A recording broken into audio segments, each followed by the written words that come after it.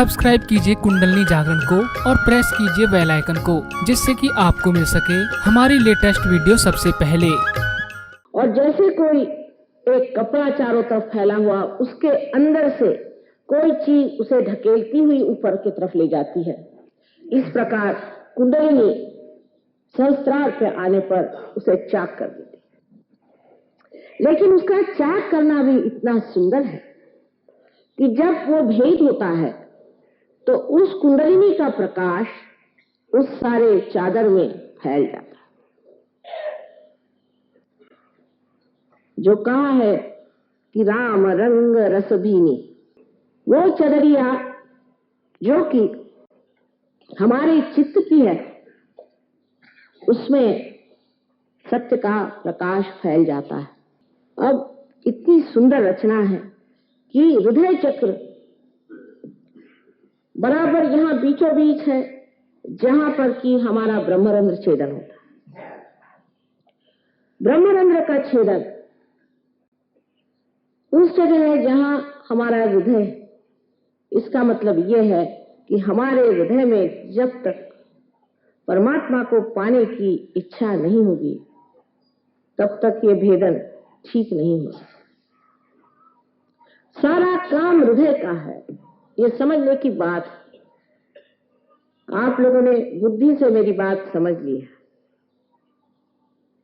बुद्धि से समझने की बात ठीक, लेकिन जब तक ये हृदय से संचारित नहीं होगी, जब तक ये हृदय से सर्कुलेट नहीं होगी, तब तक हमारे अंग अंग में ये बसने वाली चीज नहीं है, क्योंकि हृदय में ही हमारे आत्मा का स्थान है। इसलिए ये समझ लेना चाहिए कि हृदय को छेड़ने के लिए पहले हमें अपने हृदय को खोल देना चाहिए। इस हृदय में आत्मा का वास है, जिसके ऊपर 7 रंगों में इन 7 पीठों से प्रकाश फैला हुआ। इतना निकट का संबंध हमारे इस मस्तिष्क का, ब्रेन का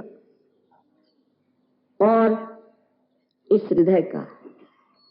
लेकिन आज हमारा हृदय एक तरफ काम करता है, शरीर दूसरी तरफ काम करता है और बुद्धि तीसरे तरफ खींचती है। इसमें कोई समग्रता नहीं। समग्र माने सब अग्रों में से एक ही सूत्र जाना चाहिए। इसमें कोई इंटीग्रेशन नहीं है।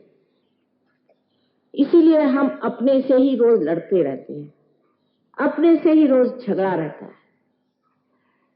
किसी का एक चक्र अच्छा है तो दूसरा खराब है, दूसरा चक्र अच्छा है तो तीसरा बिल्कुल कमजोर हो चुका, चौथा बेकार हो चुका। और इन चक्रों की लड़ाई में ही सब तरह की दुविधा, परेशानी, चिंता, बीमारियां आ जाती हैं। और ये सारे चक्र भी पंचमहाभूतों से, एलिमेंट से बने हैं। और एक शेर कहा है कि मौत क्या है, इन्हीं अज़दा कस परेशान होना। जब ये चक्र परेशान हो जाते हैं तो मौत आ जाती है। ये चक्र सारे की सारे जिन पीठों से संचालित होते हैं, गवर्न होते हैं, वो पीठ हमारे मस्तिष्क में, और हमारे मस्तिष्क से ही सेंट्रल नर्वस के साथ इन सारे चक्रों का चलन वलन हो सकता था, लेकिन होता नहीं है। पैरासिम्पैथेटिक नर्वस सिस्टम से ही हम इन चक्रों को संचालित करते हैं। जब तक हम पैरासिम्पैथेटिक पर अपना प्रभुत्व न जमा लें, जब तक हमारा संबंध वो ऑटोनॉमस नर्वस सिस्टम जिसको हम नहीं चला सकते, ऐसी स्वयं चालित के स्वयं पर अपना जोर न जमा लें, तब तक न हम बदल सकते हैं, न दुनिया बदल सकती।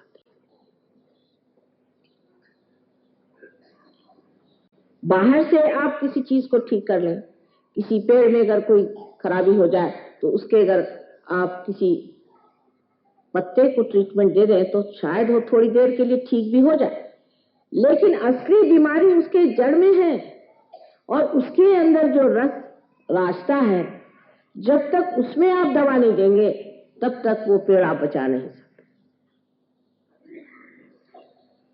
और इतना ही नहीं कि सातों पीठों का यहाँ सम्मिलन है। यहाँ तीन जो शक्तियां हमारे अंदर प्रवाहित है, हमारी इच्छा शक्ति, क्रिया शक्ति और धर्म शक्ति, जिससे हमारा उत्क्रांति का पथ बनता है, जिससे हम इवोल्यूशनरी प्रोसेस में जाते हैं। ये तीनों ही शक्तियां एकत्रित हो जाती हैं। इस प्रकार इस मस्तिष्क में 7 चक्र और 3 शक्तियों का समन्वय होता है, लेकिन उनमें रिलेशनशिप, उनकी दोस्ती मात्र होती है, इंटीग्रेशन नहीं होता, समग्रता नहीं। जैसे कि एक ही स्वर में, एक ही ताल पर सातों स्वर नाचे, ऐसी स्थिति तभी आती है जब उनके मणि के छिद्र से एक ही कुंडलिनी जैसे कि डोर पुरोई जाती है, उस तरह से पूरी तरह से भेद करती हुई यहाँ पर सहस्त्रार को भेद देती है। यह सहस्त्रार के बारे में जितना भी कहा जाए कम है। सहस्त्रार जो हमारा आखिरी चक्र है, इसमें 1000 पंखुड़ियां हैं, जो कि वास्तविक हमारे अंदर जो 1000 नाड़ियां हैं। डॉक्टर लोग इस पे कभी कभी बड़ा झगड़ा उठाते हैं कि नहीं 982 है या कुछ है।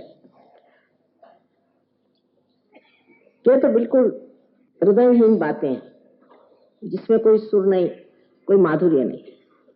1000 उसमें पंखुड़ियां हैं, जो कि इन नाड़ियों को तेजोमय करती हुई ऐसी दिखाई देती हैं जैसे कि किसी कमल पुष्प में 1000 पंखुड़ियां हो और वो पंखुड़ियां सजीव होकर के और बड़ी सुंदरता से उनका प्रकाश आपस में झिलमिल मिलता, अत्यंत शांत ऐसी ये तेजोवलय से भरी हुई तेजपुंज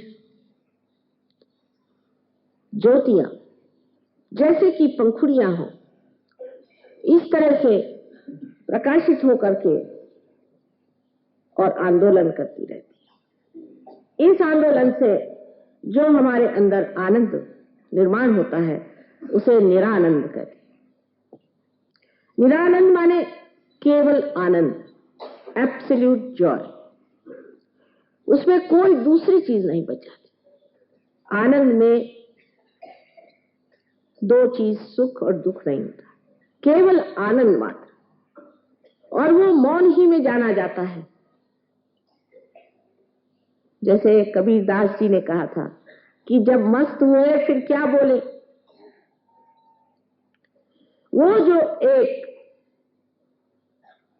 श्रेष्ठों की, योगियों की स्थिति है, उस निरानंद स्थिति में उतारने के लिए जब कुंडलिनी इतनी तत्पर है तो सिर्फ थोड़ी सी उसकी सहायता करने से वो आपको उस ओर पहुंचा सकती है जहां इस निरानंद का सागर आपके सम्मुख लहलाता है।